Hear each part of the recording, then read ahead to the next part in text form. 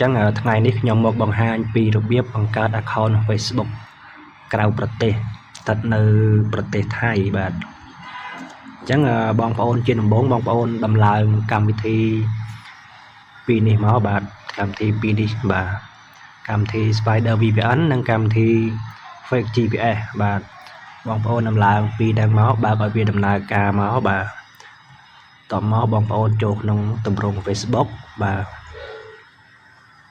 បងប្អូនយកពាក្យថា create new account នេះបាទនៅក្រោមនេះបាទ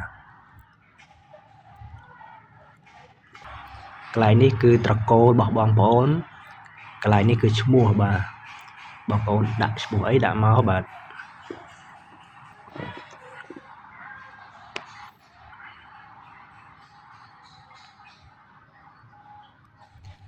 នេះខ្ញុំគ្រាន់តែលើកឧទាហរណ៍បងប្អូនមើលទេប៉ុន្តែ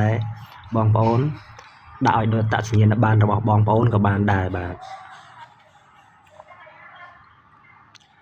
បន្តមកទៀតបងប្អូនចុច next កន្លែងនេះគេឲ្យដាក់ថ្ងៃខែឆ្នាំកំណើតខ្ញុំគ្រាន់តែលើកឧទាហរណ៍ទេបងប្អូនអាចដាក់ថ្ងៃខែឆ្នាំកំណើតឲ្យត្រូវនឹងអត្តសញ្ញាណប័ណ្ណរបស់បងប្អូនក៏បានដែរបាទត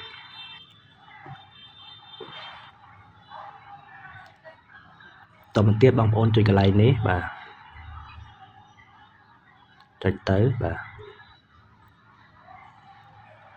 បងប្អូនចុច next បងប្អូនប្រុសដាក់ប្រុសមកណាស្រីដាក់ស្រីមកបាទអញ្ចឹងខ្ញុំដាក់ប្រុសបាទដាក់ប្រុសចុច next កន្លែងនេះគេឲ្យដាក់លេខទូរស័ព្ទអញ្ចឹងលេខទូរស័ព្ទបងប្អូនដាក់លេខទូរស័ព្ទមកទូរស័ព្ទដែលមិនធ្លាប់បង្កើត Facebook ណាបាទជាលេខទូរស័ព្ទរបស់ខ្មែរយើងហ្នឹងបាទ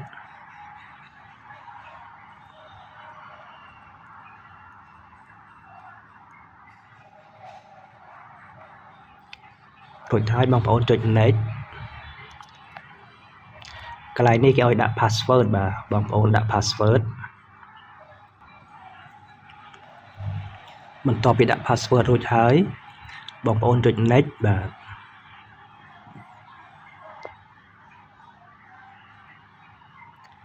បន្តមកទៀតបងប្អូនយកពាក្យ save បាទ save បន្ទាប់មកទៀតបងប្អូនយកពាក្យ I agree បាទ I agree ទៅនេះបាទនេះ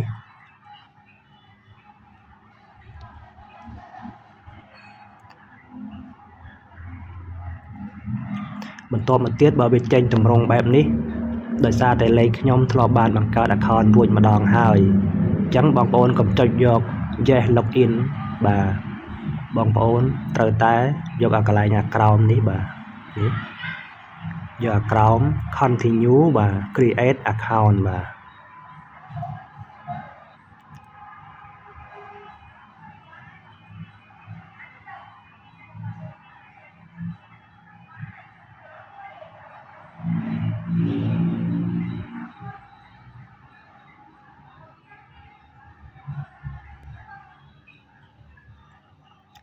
បន្ទាប់មកវានឹងផ្ញើលេខកូដមក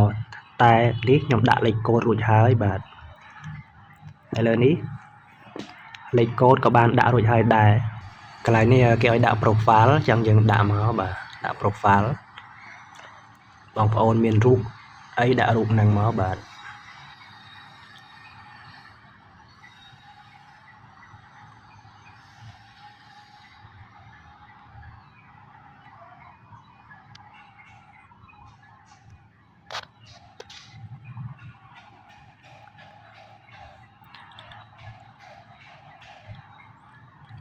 បន្ទាប់ពីបងប្អូនដាក់ profile រួចហើយបងប្អូនដាក់ cover ទៀតមកបាទ